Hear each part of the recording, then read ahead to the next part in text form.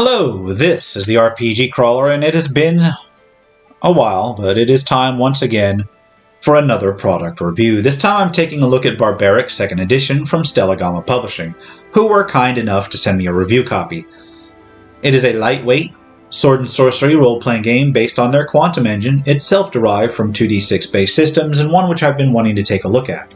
I did review the 1st edition of this particular system, Barbaric number 1, so I'm looking forward to see what's changed. Now, let's take a look at Barbaric 2nd Edition. As always, I'll go over the format and the appearance first, give a brief summary of the contents, and then go over my thoughts on it at the end. I will endeavor to point out any differences between this edition and the 1st edition as I come across them, although if I miss any finer details, please forgive me. The first main difference comes in right off the bat, as Barbaric 2nd Edition is published under the Creative Commons Share-alike 4.0 license in contrast to the old OGL from the prior edition. It also uses material from the 5.1 SRD released under the Creative Commons license as well. The book itself is, relatively straightforward. You got a full color cover, black and white interior, that sort of thing. The contents themselves are divided into 13 sections. There is the introduction, the basic rules and character creation, archetypes, which replaces the traits in the original, combat moves, experience, hero points, equipment, combat rules, exploration, sorcery, monsters, factions, which were not in the original, and then treasure. In more detail, the introduction covers the idea behind Barbaric being a sword and sorcery role-playing game in a classic pulp style, featuring corrupt civilization, dangerous magic, untamed wilderness, the usual tropes. Then there's also information about the author, Omer Golan Joel, as well as Stellagama Publishing in general, and some of their newer products, before concluding with Rule 0, that the GM is the final arbiter of the game questions and the rules for a particular group. It's nice to see somebody sticking to Rule 0 as it should be. Basic rules and characters starts with talk of die roll conventions, which are pretty standard for the hobby.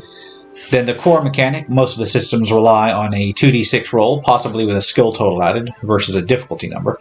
A general table details some sample difficulty numbers, and then the skills are covered. Skills in this system are treated as combinations of skills and ability scores, with 6 of them covering broad sections of gameplay each one. Combat covers all combat-related material. Craft covers things like making objects, mechanical stuff, as well as other skilled materials, but also things like survival in the wilderness. Lore specifically covers formal education, whether obscure histories or arcane secrets. Physical covers pretty much anything athletic and acrobatic. Social deals with pretty much any social interaction, and then stealth covers pretty much any roguish type material, from sneaking around, but also to picking pockets and so forth. This has changed from the original version, which had an additional sorcery skill. This one it's been folded into the lore skill. Character creation is pretty straightforward, with a set number of points distributed amongst the existing skills, an archetype selected, and then stamina sorted out, which governs a character's survivability. A defense rating is figured out, representing a dodge chance, equipment is granted, as well as a spell for those with that sort of ability, then basic finishing touches are mentioned.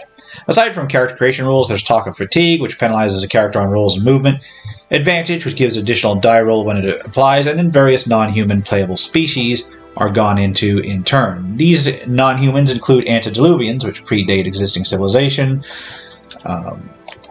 ape folk, dwarves, and elves, which those two are pretty standard, geckokin and lizardkin, which are a couple of reptile-based beings. The differences here in the 1st edition, it used an endurance lifeblood system more akin to the older Cepheus engine material rather than stamina and wound system, and the antediluvians were called something else. The chapter on archetypes lists a number of archetypes. Each one functions vaguely like a feat and can be used to define a character's role, given a special ability or a bonus in a particular situation. Things like Berserker, Explorer, Healer, Thief, Warrior, etc.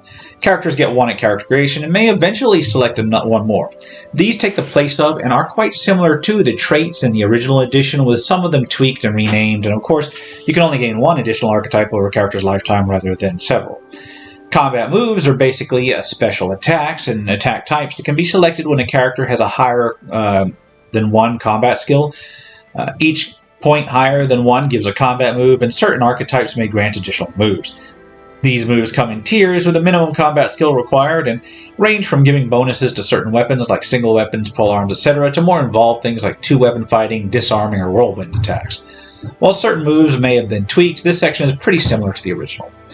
Experience is pretty straightforward as well. There are 5 ranks a character may achieve, well 4 since they start at level 1, and then characters gain experience after each adventure. After a set amount of experience, they advance their rank, after which they may boost skills, stamina, and spells. Don't have to, I guess, if you want to play a low skill character. Anyway, they can get a combat move, or, just one time gain an additional archetype. There is an optional rule to grant experience faster as well. This is very much like the original version, and there are just a few more options this time around. Hero points are available as both personal and a group tool, and may be used to reroll certain throws or rolls on sorcery and triage tables. They represent, or they refresh at the start of each session and represent special effort. The main difference here is that the original edition had a way to add hero points for powerful successes during play, which the new edition doesn't implement, and sort of helps put a cap on that. The equipment section presents prices in gold and starts with a quick summary of the coin conversion between copper, silver, gold, electrum, and platinum, which is very much in line with other OSR D20 systems if you're familiar with those. Then the equipment tables themselves follow. Each is rather content light with just the basics given. Armor is presented with cost, protection value, rules, notes, and examples, with armor just abstracted into light, medium, and heavy, and of course shields. Weapons are listed with cost, effective, and maximum ranges for ranged weapons, damage, and then any notes on damage types and special rules. Finally, the general equipment table merely lists a set of basic gear and animals, their costs, and any notes on their use and bonuses given. The section closes out with an optional abstract encumbrance rule that simply limits the total items that can be carried based on a character's physical skill. Modified, of course. The combat section outlines the basic structure of combat. Surprise is based on a stealth roll. Initiative is a basic 2d6 plus combat skill and seems to be preserved throughout the combat rather than resetting at the start of each round. Rounds are considered 6 seconds long and allow for a move and attack, or a double distance move if you forego an attack. Attacking is a combat test versus an opponent's defense, which is where the first major combat difference between 2nd edition and the original rules occurs, basically streamlining it into just a single roll. There is a frenzy rule that allows high combat skill characters to effectively cleave through enemies as they put them down. Damage is handled in much the same as in prior editions, with armor treated as absorption and then damage applied to stamina, which itself causes a wound if stamina runs out. The wound system has been simplified from the prior edition. Rather than lifeblood and wound levels, a character is simply wounded and must roll to see if they can continue to fight on the spot. Then they simply see their state after battle with a penalty if they took more than one wound.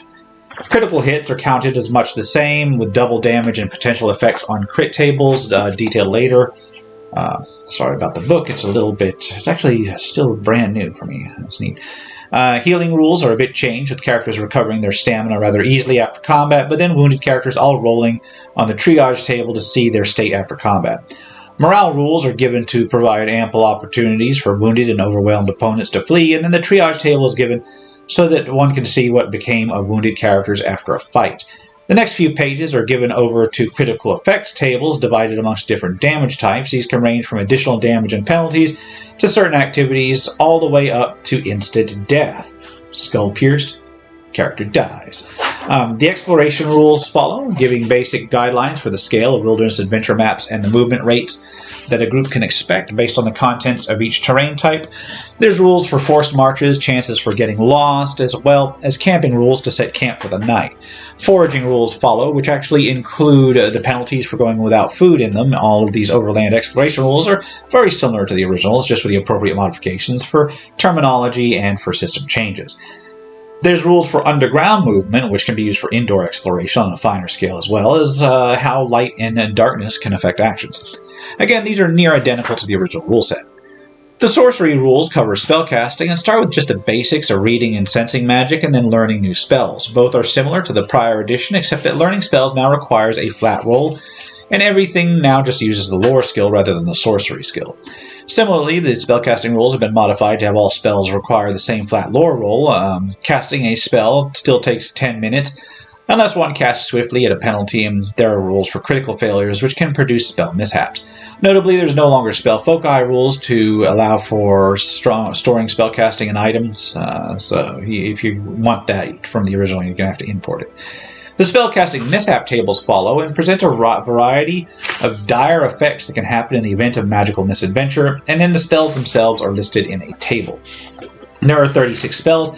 All the names are rather generic and lean more towards more subtle means of affecting the world in some instances. There's still quite a few of them that duplicate spell effects that might be seen in a classic D20-style OSR games. This may simply be the result of those being so general and useful that it's hard not to design a magic system with them. The monsters section begins with some reaction tables, which are very similar to the prior edition, excepting that the reaction results are better explained rather than simply being a single word. The monster format is then covered, with each monster listed with sets of stamina, defense, movement, armor, attack, skills, and special abilities, although I'll note that the explanation forgoes defense, but the example includes it, so might be a little bit of an editing issue there. Some common special abilities are then gone over, including the rules for dealing with them, and then the monsters themselves are listed over the next several pages. This format allows for monster entries to be short and succinct, and there's nothing in terms of description, so it's allow one to portray the monsters however you wish them to appear.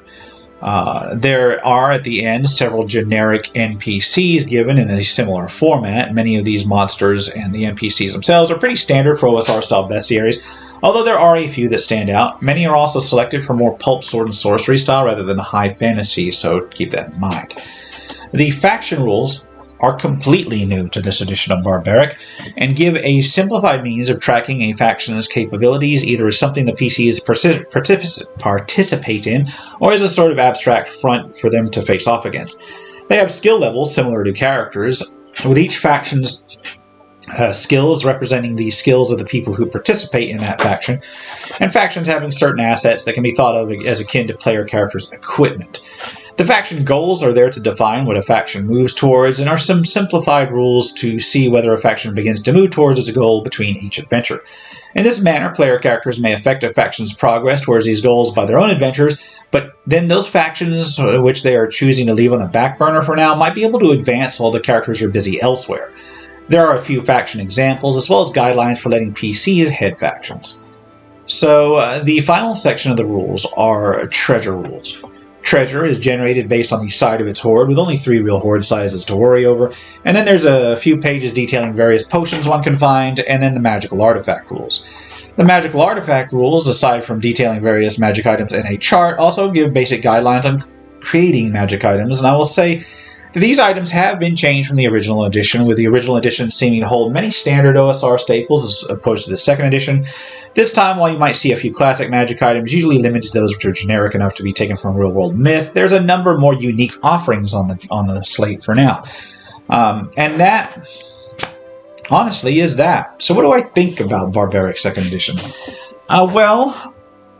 Let's go ahead and cover the look of it. It's an improvement from the original on the look. It is still relatively simple.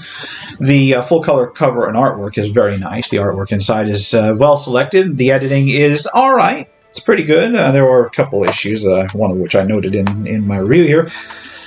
All in all, it's very readable. I do seem to recall finding the first edition a quickly playable, readily understandable RPG system that still retained a bit much of the standard 2d20 or the standard 1d20 OSR-style content in terms of monsters and items, while still being different enough to be its own thing. But with this new edition, much of the issue with the OSR-style content is alleviated. Oh, certainly there are still spells and some monsters that have similar effects and a number, for similar monsters and so forth. Although this can be chalked up to them simply being standard monster types and creatures in much sword and sorcery-style genre literature, so you're going to have those no matter what. Enough changes have been made, especially regarding magic items, which is completely overhauled, that Barbaric now feels even more like its own product. The simple act of removing some SRD-reliant content seems to have gone quite a way in this regard. Furthermore, the tweaks and changes to the rules seem to streamline the game a bit more.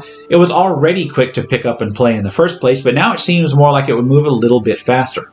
Simple things like rearranging the skills have some negligible impact, but the wound and healing system changes and the simple act of giving monsters a defense rating rather than having to figure something out regarding the monster's combat skill shave precious seconds off the average combat round, which are already pretty quick. In fact, the only thing I found a little bit clunky regarding Barbaric 2nd Edition is mostly the faction system, and even that's not really a complaint per se, more the idea that it could have gone through another design iteration or two. It works well enough for rule of thumb and keeping track of general material, and I can see where it can be useful in running more prolonged campaigns while maintaining a relatively compact and abstract idea of what could be used for future adventures. Serviceable, but I could see the faction system being revised again in the future. I think that's mostly just because it's brand new. Everything else has gone through an iteration. That one hasn't. All in all, from art and design to writing to systems adjustments, Barbaric 2nd Edition is a very nice adjustment from its prior iteration, improving on it in multiple small but meaningful ways. It is compatible enough that material written for the first one can be adapted to the new version, and I could easily recommend picking it up for people who are fond of quick rules-like systems. They're not based on the D20 system. I could even recommend it to people who already have Barbaric 1st Edition because the changes, as I said, while small, are meaningful. And if you'd prefer something a little bit more classic, they always have Gargoyle 74, which I already reviewed elsewhere. So if you're more into the more D20 type stuff, then there's that.